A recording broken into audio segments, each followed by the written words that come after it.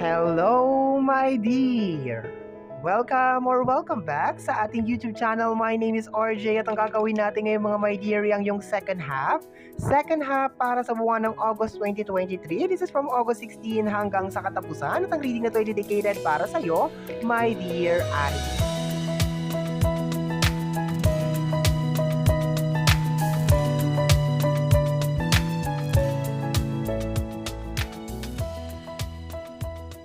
Okay, my dear Aries, bago tayo mag-start ng iyong reading, mag-reminder muna tayo. My dear, ang gagawin natin ngayon ay general readings 20 to 100% na mag-resonate para sa ating lahat. So please, lower your expectation pagdating po sa mga general reading. And mga my dear, hayaan nyo pong kunin ko itong pagkakataon na ito na magpasalamat sa inyo ng personal. Mga my dear, maraming salamat po sa unconditional love and support na pinapakita po ninyo sa ating channel. So maraming salamat po mga my dear from the bottom of my heart. Okay. So last three shuffle tayo at mag-umpisa na tayo sa iyong reading. Last three shuffle, my dear Aries. 1, 2, last shuffle. 3. Okay, tapos cut na natin to into 3.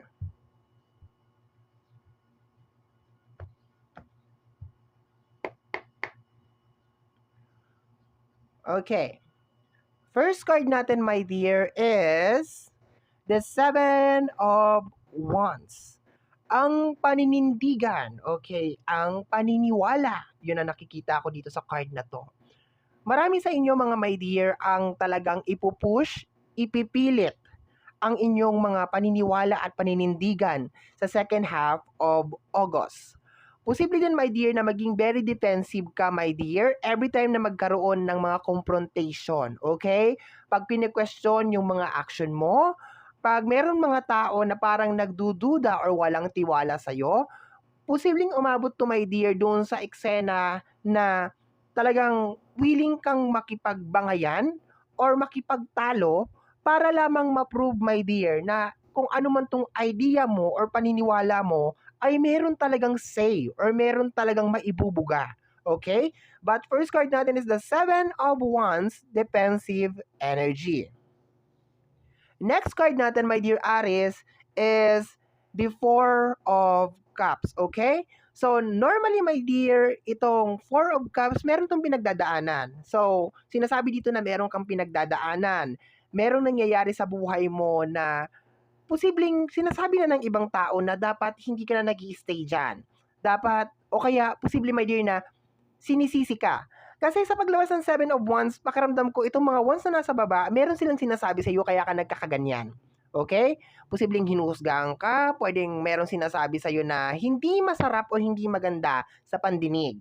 Sa paglabas ng ating 4 of Cups, nakikita ko dito, my dear, na talagang binabalot ka ng kalungkutan. Okay? Ang iyong emosyon ay medyo angat sa second half of August. Umaabot sa punto na nadidedma mo na yung energy ng Ace of Cups. Kasi ito ay Ace of Cups to eh. Kung titingnan mo yung Ace of Cups, meron kamay and then meron cups na ganyan. Ace of Cups to. Ito naman, mostly ito ay nako-connect sa energy ng third party o di kaya mga taong madadrama. Okay.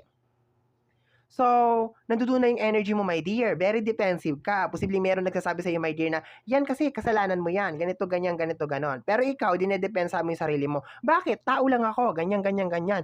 Umiibig din. Oh, may ganon. Okay? So, doon, parang may mga tao din siguro nangihimasok sa buhay mo, my dear Aries. No? Yan ang nakukuha ko dito. Kaya natitrigger ka, di ba? Anong karapatan nyo na ganito, ganyan, ganito, ganon? Okay. Next card natin dito is the Tower. Yes, my dear. May nangyayari nga talaga sa iyo, my dear. Meron kang pinagdadaanan. Ang problema dito sa ganitong reading, my dear, pag nabuo na kasing ganito, the Tower, the 4 of Cups, and the 7 of Wands, imbis na tulungan ka ng mga tao sa paligid mo, my dear, para ma-overcome mo kung ano man tong tower moment na nangyayari sa buhay mo na posibleng may kinalaman sa usapin ng third party, pero hindi ko kino-close lamang sa third party because this is a general reading. Okay? So, posible din, my dear, na baka napapagod ka na sa mga obligasyon na may kinalaman sa usapin ng tahanan, and then meron kang kaibigan na medyo bida-bida, and then sinasabi na, kasi ganito, ganyan, pinamimihasa mo, pinalalaki mo yung ulo, ganyan, ganyan. Madali lang sa kanilang sabihin yung ganyan. Madali lang sa kanila magbigay ng mga comments, 'di ba? Pero para sa iyo, ikaw mismo na nandiyan ka sa sitwasyon, kahit na siguro alam mo, my dear, na yes, meron kang part, meron kang pagkakamali dun sa mga nangyayaring tower. Ang hirap pa rin talagang i-digest nito. Ang hirap pa rin talagang tanggapin.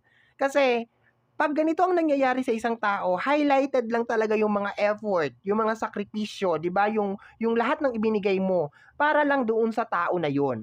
So, in short, my dear, second half of August, parang pakiramdam mo na dihado ka. Pakiramdam mo parang wala kang kakampi. Kasi kahit yung mga tao na naiwan sa'yo, yung mga tao na ine-expect mo na maiintindihan ka, hinuhusgahan ka nila. Kaya umaabot dun sa punto, my dear, na handa kang makipagdiskusyon, handa kang makipag-argumento para ma-voice out mo naman, my dear, kung ano yung nararamdaman mo.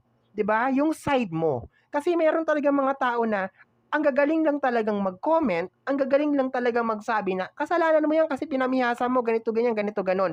Pero hindi talaga nila alam kasi hindi nila malalaman yung totoong nararamdaman mo, my dear Aris, hanggang wala sila dyan mismo sa sitwasyon mo. Hindi nila alam yung buong kwento. Wala silang alam. Okay?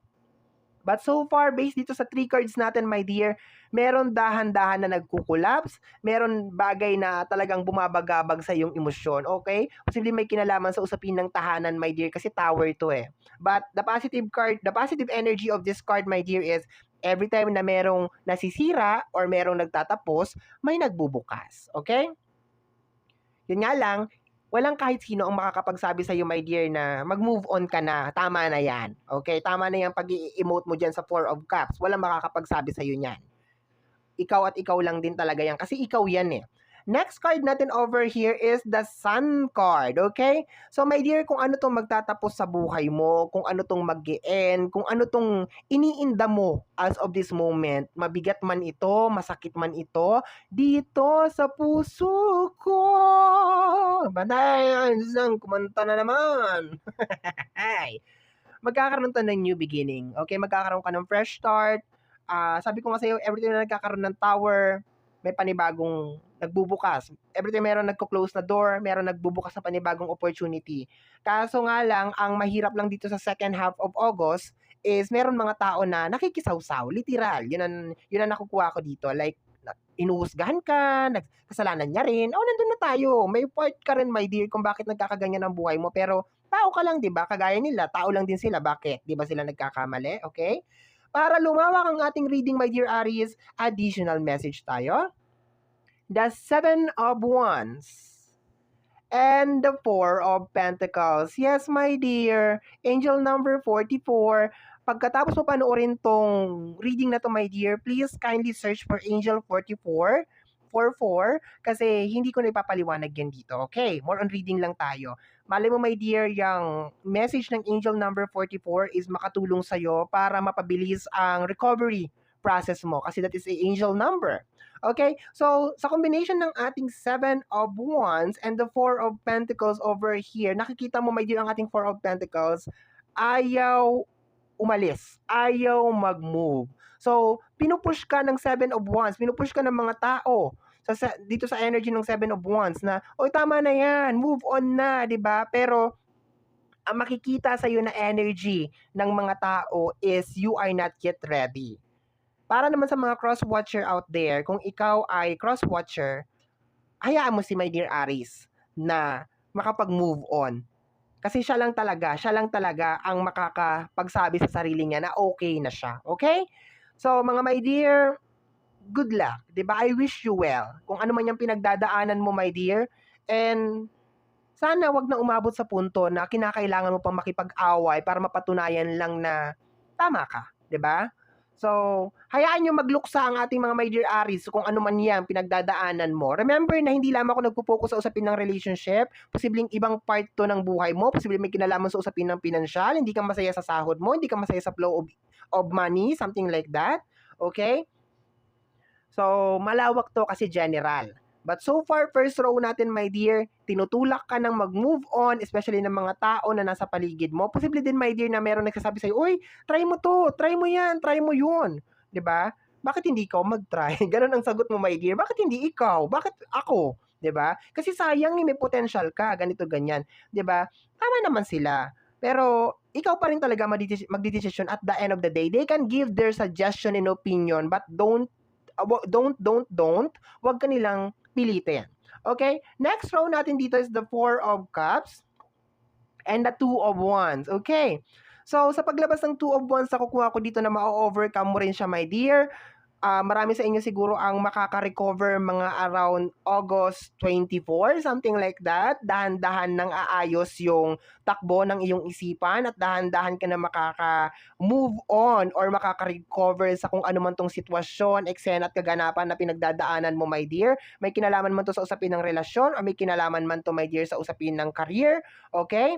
So, sa paglabas ng ating 2 of wands, nakakuha ko dito, my dear, na parang nakagawa ka na talaga ng desisyon. Ang tanging desisyon mo lang naman dito, my dear, na sa tingin kong option mo talaga na pagpipilian mo is yung umalis ka sa comfort zone mo. Okay? Na parang mag-reboot ka, magpalit ka talaga ng environment and something yun na nakikita ko dito. Kasi meron ditong globo. So, posible siguro na at the end of the day, tama naman yung mga tao na nagpo-push sa'yo, pero sana wag naman sila masyadong harsh. Posibleng iba sa inyo is meron mga travel na gagawin, ayan, magkapakalayo-layo, mag-unwind, mag-start all over again kasi meron ka ditong sun. Okay, let's go tayo sa tower and the 8 of cups. Okay, sa paglabas ng ating 8 of cups, mag-move on ka dito, my dear.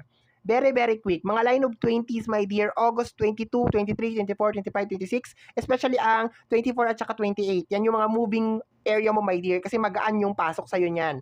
Magaan yung pasok lalo na pagdating sa usapin ng emotion. Kung makikita mo ang ating 8 of cups, sumalikod siya dito sa 8 cups and then nag-move forward siya. Kumbaga parang sinasabi mo dito, my dear, ano magagawa ko kung nagkaroon ng tower moment? Ano magagawa ko kung ayaw na sa akin? Ano magagawa ko kung ano? Try again. Okay? So, marami sa inyo ang magta-try again. The Sun card and the Knight of Cups. Okay. The pack boy. Posibleng you're dealing with a pack boy or a pack girl. Ang pangit naman ng term na yon. Okay. Kasi, kung titingnan mo yung ating Knight, wala siyang pinagkakaiba dun sa ating death card. Ang tingin ko kasi sa Knight of Cups, my dear, is more on offering something, pero parang hindi siya hindi siya permanente. Parang ano siya, parang panandalian. Posible meron mga papasok na naman sa panibagong relationship, mga around September, okay? Meron na naman papasok sa mga panibagong career, pero hindi siya as in stable. Hindi ko siya nakikitaan ng pagiging stable, my dear Aries. Ang kagandahan lang dito is naka-move on ka from your tower moment, 'di ba? Kung ano man yung bagay na nangyayari sa iyo, iniinda mo, dinidibdib mo, 'di ba? Makaka-move on ka and then makakapag-umpisa ka ulit. Pero ang problema lang dito, my dear, is parang hindi stable yung papasok na panibagong chapter ng life mo.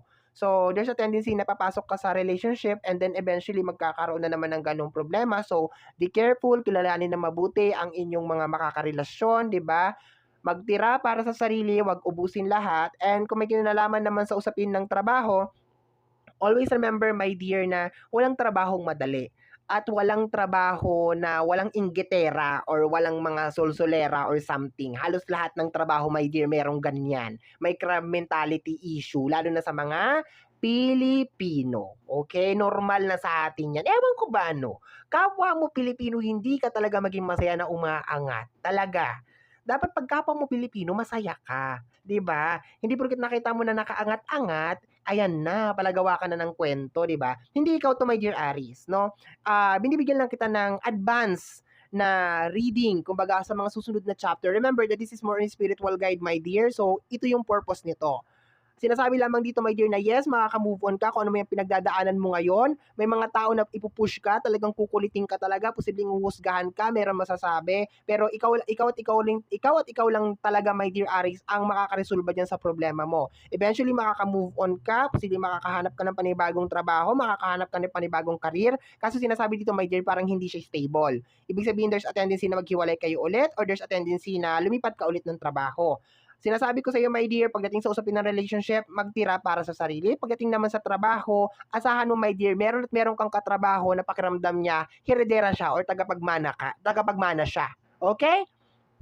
Bottom deck of the card is the King of Wands. Okay, sa paglabas ng King of Wands, my dear, talagang super fix yung iyong energy.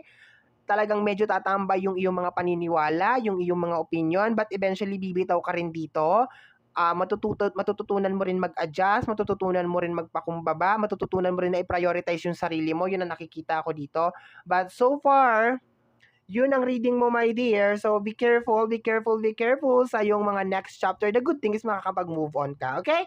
So, my dear, yan ang reading mo para sa yung second half of August 2023. Somehow, my dear, kung nagustuhan mo to, especially kung napadaan ka lang, don't forget to subscribe. Pakiclick po ang notification bell para ma-update ka sa akin mga upload, and free to like, free to share, free to comment sa lahat ng ating mga videos. Once again, my name is RJ, also known as Apo J. Maraming salamat po, and until next time. Bye-bye! Thank you, my dear. Maraming salamat po.